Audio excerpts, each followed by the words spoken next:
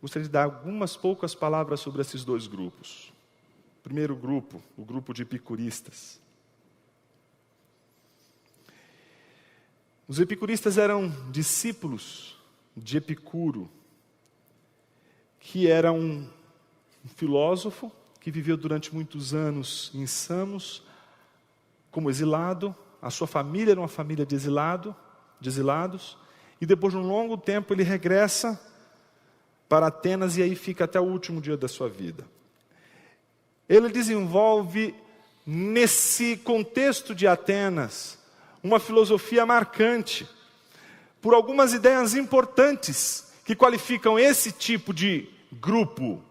Primeiro, eles acreditavam que o mundo era pura matéria, não existe absolutamente nenhuma possibilidade de um mundo espiritual. Eles eram, portanto, materialistas, ateístas. Praticavam a ideia de que os prazeres necessários, eles são os que mais devem ser cuidados pelo ser humano, e não os prazeres contingentes. Ao contrário do que às vezes a gente acaba encontrando por aí, os epicuristas, eles não eram hedonistas no sentido pleno. Eles não estavam buscando prazer a todo momento, porque sabiam que eles podiam morrer a qualquer hora, então é melhor ser feliz. Pelo contrário, eles buscavam uma felicidade que pudesse ser mantida, não aquela felicidade fugaz, ligeira. Eles querem manter a felicidade até o último ar dos seus pulmões. E se eles escolhem situações em que eles não vão poder manter essa felicidade, manter esse estado de prazer, então eles vão simplesmente trocar. Porque o que é melhor? Quais seriam as melhores saídas para um epicurista? Escolher aqueles prazeres mais duradouros, que seriam muito mais interessantes do que os fugazes, aqueles que saciam rapidamente. Então eles buscavam as experiências que pudessem ser mais factíveis e que pudessem fazer o homem ser feliz. Então imagine o seguinte: se alguém, um casal, sofre um acidente e, por exemplo, a esposa fica tetraplégica, esse epicurista diria facilmente: puxa vida, eu não vou ficar, por que eu vou ficar cuidando desta pessoa, sendo que isso significa a minha infelicidade?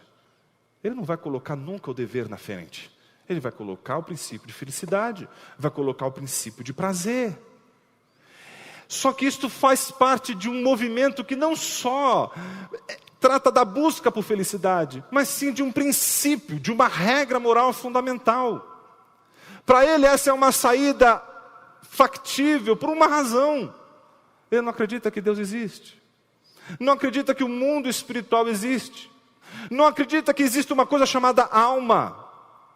Por isso não se preocupa com uma coisa chamada imortalidade da alma. Porque ele acredita simplesmente assim: hoje eu nasci, eu tenho até um determinado momento para viver. Esse momento que eu tenho para viver é um resultado de causas e efeitos que vão me conduzindo ao longo da vida. E o acaso é que vai determinar exatamente o meu fim. Então eu tenho que cuidar de ser feliz nesse período que eu estou vivendo, porque depois que eu morrer, acabou, não tem mais nada. Essa é a maneira de pensar de um epicurista. Por outro lado, a palavra de Deus mostra que não estavam ali apenas os epicuristas, mas os estoicos, que entre si lutavam pela mente daqueles atenienses.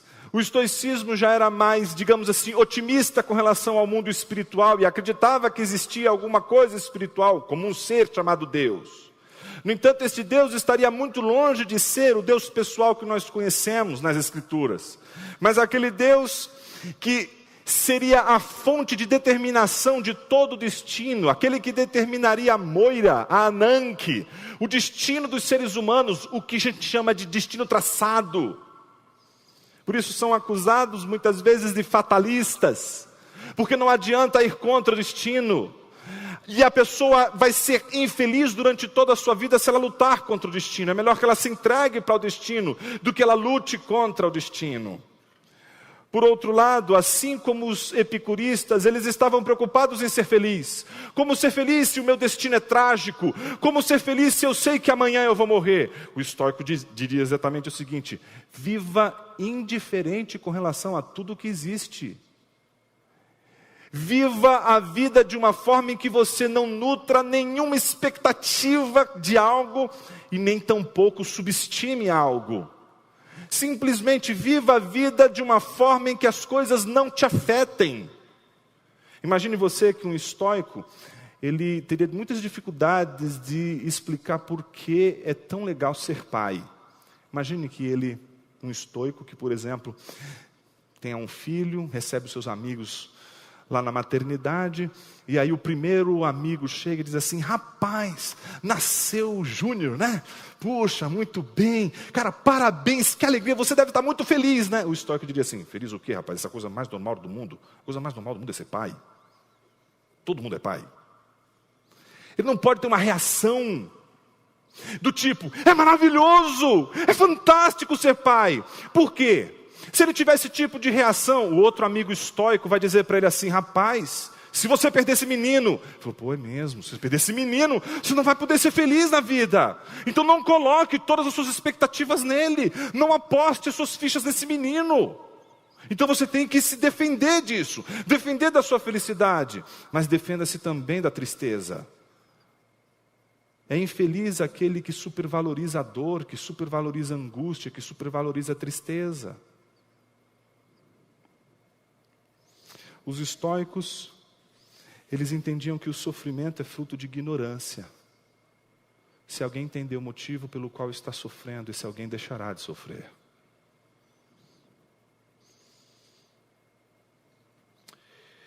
Qual é a reação desses filósofos com relação ao discurso de Paulo? São duas. A primeira reação é de quando eles começam a escutar Paulo, eles chamam Paulo de tagarela, que é uma palavra usada para definir aqueles pássaros que vão colhendo apenas, não é, aquilo que importa, aquelas sementes no canto. Não é? Ou seja, eles estavam acusando Paulo de falar sobre coisas desconexas, coisas que não fazem sentido. Não é? Eles não estão entendendo o discurso de Paulo. E a gente também não consegue sacar porque a gente não ouviu o discurso. A gente só sabe que eles estão achando Paulo estranho. E a gente fica pensando: mas por que será que Paulo disse? Para que os estoicos achassem que ele está pregando coisas desconexas, coisas que não fazem sentido, coisas que não podem ser afirmadas ao mesmo tempo. A gente descobre isso logo em seguida, pela segunda reação. A segunda reação mostra que não somente eles chamavam Paulo de tagarela, mas também acusavam Paulo de apresentar um novo casal de deuses, porque a palavra ressurreição, Anastácia, ou Anastasia, pode também ser o nome de uma pessoa, de uma mulher. Então, supunha-se que Paulo estava apresentando um novo casal de deuses. Então, o que é mais dois deuses para uma cidade cheia de deuses?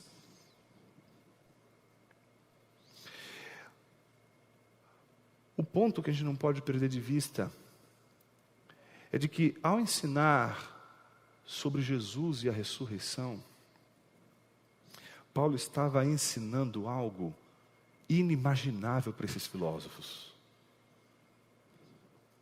Nenhum desses filósofos acreditava que era possível a ressurreição do corpo. Porque todos eles entendiam exatamente isto. Quando morremos, acabou. Ou simplesmente dissolvemos no mar da não existência, ou simplesmente voltamos àquele princípio gerador de toda a realidade. Mas jamais eles assumiriam a possibilidade da ressurreição, porque eles já eram bastante influenciados por um pensamento muito negativo com relação ao corpo. Imagine que esses filósofos, apesar de tudo aquilo que eles pregavam e tudo aquilo que eles ensinavam acerca do prazer e da felicidade, eles entendiam que o corpo era uma espécie de túmulo da alma, de que o corpo era aquilo que atrapalhava a alma de ser feliz.